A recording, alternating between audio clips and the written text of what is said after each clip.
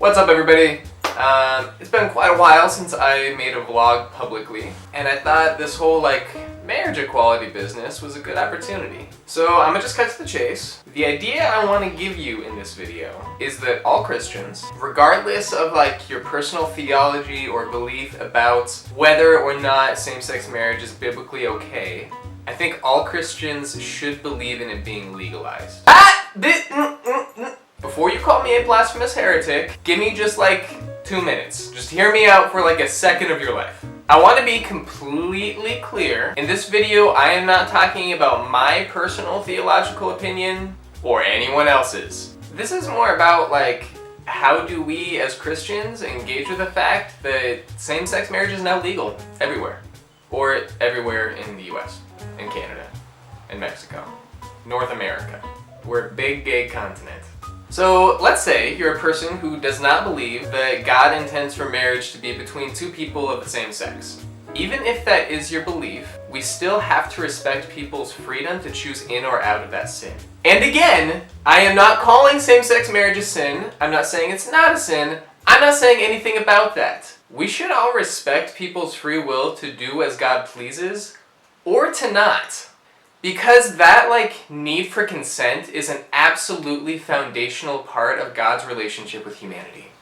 Jesus is not interested in worshipers who worship him because they're not allowed to do otherwise. God wants people who choose to follow him on their own accord. It's a consensual, respectful, you chose into this relationship. So let me give an example of something other than marriage. Let's say I have a friend who has an unhealthy addiction to pornography. And let's say I know, for whatever reason, that my friend is stressing out and he's about to resort to using porn. The question is, what am I to do here as a friend? Do I talk with him and remind him that there's a less destructive route that he can go down, and that there are people who love him and want to support him and want to see him live a happy, healthy life? Or do I just cut the cord on his modem so he can't get on the internet? If we believe we're watching someone do something unhealthy, our approach should be to use our relationship with that person to let them know they're loved and try to support them as they work on their issues. Stopping people by force is not a biblical approach, because in that moment, you're taking away that person's free will to honor God by choice. And before anybody leaves some smart-ass comments about murder, because that's the first place everybody goes when we talk about ethics, no, you shouldn't respect a murderer's free will to choose in or out of the sin of murdering another person. Of course not. But that's not about protecting the would-be murderer from sin. That's about protecting the would-be victim from murder. So yes, before anybody goes there is sometimes good reason to stop somebody from doing something bad. And I also just want to acknowledge that I know for a lot of people this is about respecting the sanctity of marriage, which I get, but to those folks I just want to point out, Britney Spears had a marriage that lasted for a hot minute, and let's be real, I don't know how long Kim and Kanye are gonna last. But does that mean those people shouldn't be allowed to marry?